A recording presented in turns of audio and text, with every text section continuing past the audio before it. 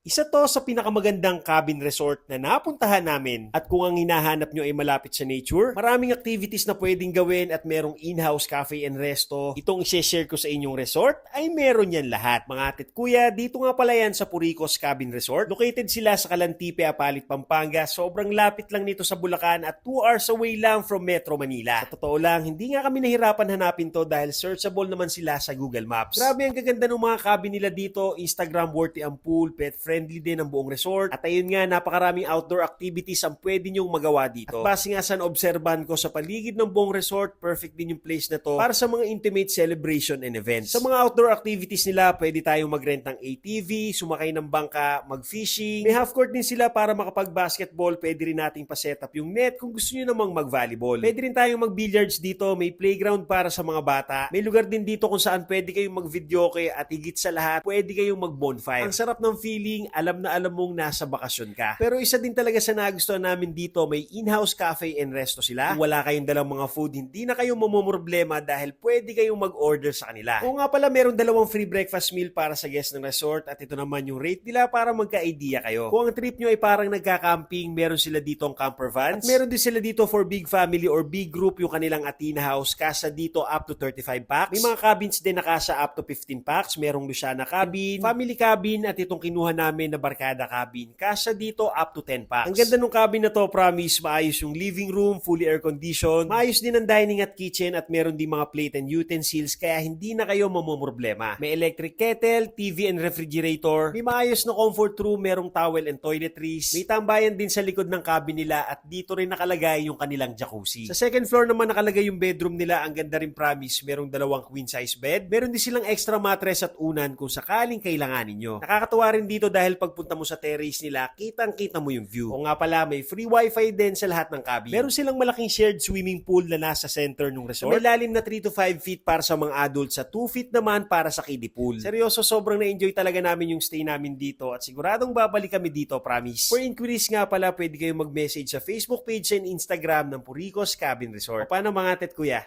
Tara!